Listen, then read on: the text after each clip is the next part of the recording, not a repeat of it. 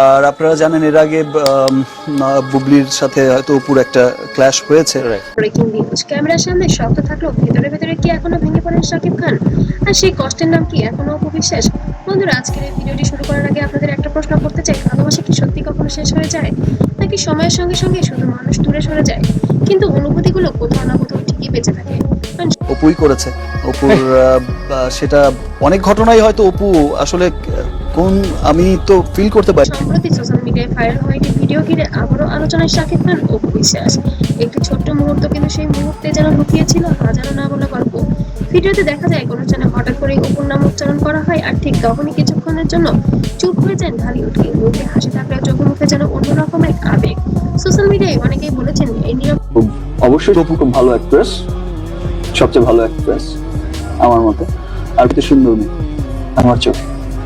আমার কাছে যেটা ফিল হয়েছে, তার পেছনে নিশ্চয়ই কোনো না কোনো অনুভূতি এখনো রয়ে গেছে। অন্যদিকে অপু বিশ্বাসের সম্প্রতি সাক্ষাৎকারে বলেন, জীবনে কিছু সম্পর্ক কখনো পুরোপুরি শেষ হয় না, ব্যাস এই একটি লাইনই যেন আগুনে ঘি ঢেলে দিয়েছে। নেট দুনিয়া শুরু হয়েছে নতুন গুঞ্জন, অনেকে বলছেন ভবিষ্যতের কথা ভেবেই নাকি সন্তানের জন্য এবার আবারও কাছাকাছি আসছেন এই দুই তারকা। আবার কেউ কেউ মনে করছেন এটা শুধু কাকতালীয়, এর পেছনে নতুন কোনো গল্প নেই। তবে একটা বিষয় সবাই মানছেন, সাকিব খান ও অপু বিশ্বাসকে একসাথে দেখলে আজও মানুষ আবেগ কাজ করে, কারণ এই দুটির সঙ্গে জড়িয়ে আছে অসংখ্য মানুষের স্মৃতি, সিনেমা আর বাস্তব জীবনের নানা অধ্যায়। ভিডিওটি ভাইরাল হওয়ার পর ফেসবুক জুড়ে ছড়িয়ে পড়েছেন নানা মন্তব্য। কেউ লিখেছেন ভালোবাসা কখনো মরে না, আবার কেউ বা লিখেছেন তাদের আবার একসাথে দেখতে চাই। তবে এখনো পর্যন্ত সাকিব খান কিংবা অপু বিশ্বাস কেউই এই গুঞ্জন নিয়ে আনুষ্ঠানিকভাবে কিছু জানাননি। তাই পুরো বিষয় হ্যালো ভিউয়ার্স, আজকে আমরা পাপার সাথে ব্লগ ভিডিও করব। পাপা এখন ভক্তদের কৌতূহল আর সোশ্যাল মিডিয়ার আলোচনার কেন্দ্রবিন্দু হয়ে দাঁড়িয়ে আছে।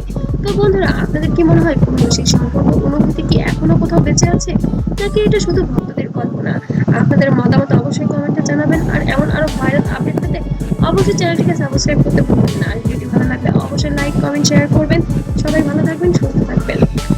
তো আমি বেশ কিছুদিন ধরে বলছি যে গণমাধ্যমকে আমি আমার ব্যক্তিগত কোনো কিছু আসলে বলতে চাই না।